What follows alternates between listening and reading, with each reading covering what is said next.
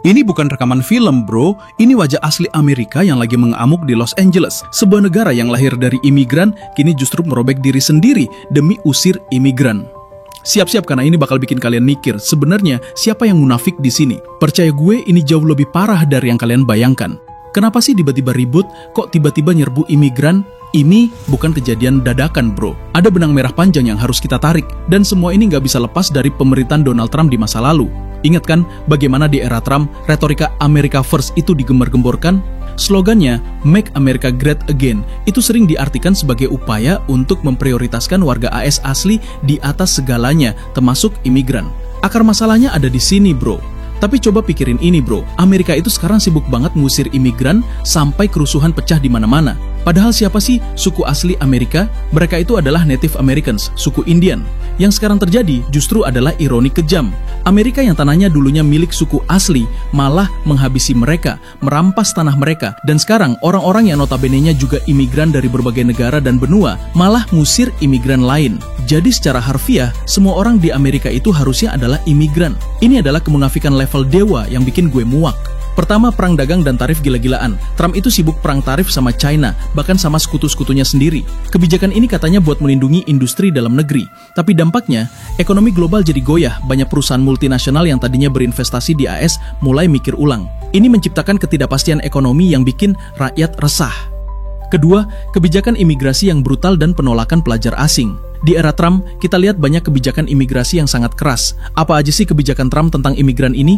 Dia itu terkenal dengan janji pembangunan tembok besar di perbatasan Meksiko, lalu menerapkan kebijakan zero tolerance yang memisahkan anak-anak dari orang tua imigran di perbatasan. Gak cuma itu, ada juga larangan masuk bagi warga dari beberapa negara mayoritas muslim yang dia sebut sebagai travel ban. Trump juga sering banget melontarkan pernyataan yang sangat menghina imigran, menyebut mereka kriminal, pemerkosa, bahkan membanjiri negara dengan racun atau meracuni darah negara.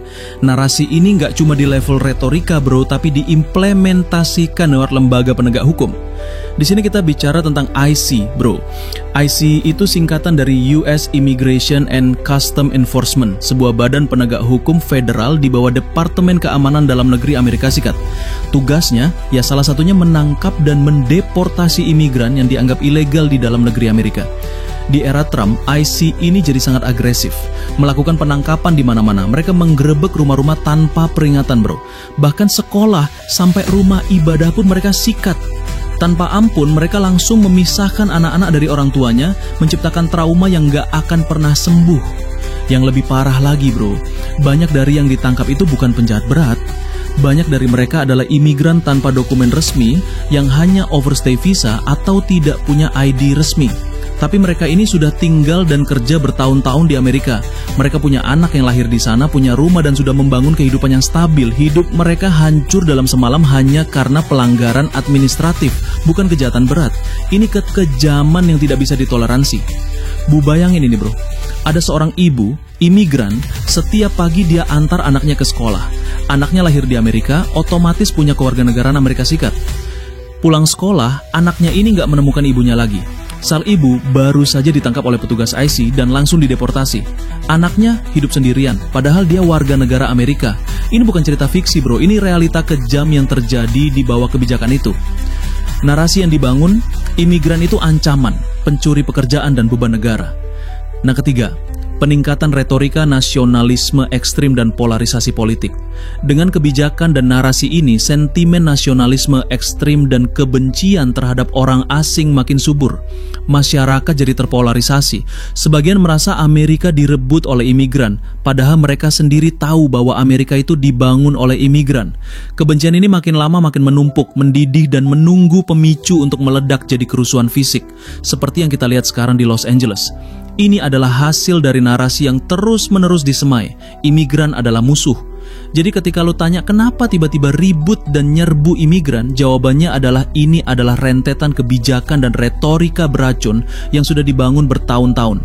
Kerusuhan di LA ini hanyalah manifestasi dari kebencian yang sudah mendarah daging, efek dari politik yang memecah belah dan ekonomi yang tidak stabil. Ini bukan tiba-tiba, bro, ini adalah akibat. Nah, kalau kerusuhan dan sentimen anti-imigran ini terus memanas di Amerika, apa dampaknya buat kita di Indonesia? Ini bukan cuma urusan mereka di sana, bro. Ini efek domino yang bisa menghantam dompet dan keamanan kita juga. Sentimen anti-imigran global meluas, waspada domino efek. Kerusuhan di Amerika bisa memicu sentimen anti-imigran di negara lain, termasuk Indonesia. Narasi imigran pencuri pekerjaan atau ancaman keamanan bisa jadi makin nyaring di mana-mana. Ini berbahaya karena bisa memecah belah masyarakat dan memicu konflik sosial yang tidak perlu di negara kita sendiri. Kita harus waspada, bro, karena virus kebencian ini bisa menyebar sangat cepat. Tekanan pada pekerja migran Indonesia atau PMI. Kalau sentimen ini meluas, PMI kita di negara lain, terutama di Asia, Timur Tengah, atau bahkan Eropa dan Amerika sendiri, bisa jadi sasaran diskriminasi atau pembatasan yang lebih ketat. Ini bisa menyulitkan mereka cari kerja, gaji dipotong, atau bahkan memicu deportasi dan pemulangan massal. Bayangkan, jutaan pahlawan devisa kita terancam kehilangan mata pencarian dan terpaksa pulang tanpa kepastian. Pergeseran kebijakan imigrasi. Negara-negara lain bisa meniru Amerika dengan memperketat kebijakan imigrasi yang secara tidak langsung mempersulit warga Indonesia yang ingin bekerja, belajar, atau tinggal di luar negeri. Visa makin susah, aturan makin ketat, dan kesempatan kita di pasar global bisa menyempit drastis. Lalu dampak ekonomi global, resesi, PHK, dan apakah sejarah depresi besar akan terulang? Ancaman resesi ekonomi Amerika, kerusuhan, instabilitas sosial, dan kebijakan anti-imigran bisa menghambat investasi, menurunkan produktivitas, dan mengganggu aktivitas ekonomi di Amerika. Kalau ekonomi Amerika, raksasa global, gonjang-ganjing, dampaknya bisa merembet ke seluruh dunia, memicu resesi global yang lebih parah dari yang kita bayangkan. Investor bakal menarik modalnya, pasar keuangan bisa ambruk, dan ini bisa memicu krisis likuiditas global. Ekspor Indonesia terpukul. Jika resesi global terjadi, daya beli di negara tujuan ekspor Indonesia, termasuk Amerika, Eropa, dan Cina, akan menurun drastis. Ini bisa membuat ekspor produk-produk Indonesia anjlok, menekan industri manufaktur kita, dan berujung pada PHK besar-besaran di dalam negeri. Pabrik-pabrik bisa tutup, dan jutaan orang kehilangan pekerjaan. Pengiriman uang PMI menurun. Jika PMI kita kesulitan kerja atau bahkan dipulangkan, remittance atau ke Indonesia akan menurun drastis. Padahal remittance ini adalah salah satu sumber devisa penting yang membantu menggerakkan ekonomi di banyak daerah, terutama di pedesaan. Tanpa remittance, banyak keluarga bisa jatuh miskin dan angka kemiskinan bisa melonjak tajam. Ini akan menciptakan lingkaran setan kemiskinan dan pengangguran. Sinyal Great Depression baru, sejarah berulang. Kita bicara tentang kerusuhan sosial, kebijakan proteksionisme, dan sentimen nasionalisme ekstrim di Amerika. Ini mengingatkan kita pada era sebelum Great Depression 1929 dan Perang Dunia II. Dulu keruntuhan pasar saham diikuti oleh kebijakan proteksionisme ketat, misal Smooth Hawley Tariff yang membunuh perdagangan global. Ditambah lagi dengan meningkatnya ketegangan sosial dan politik ekstrim. Apakah pola ini terulang?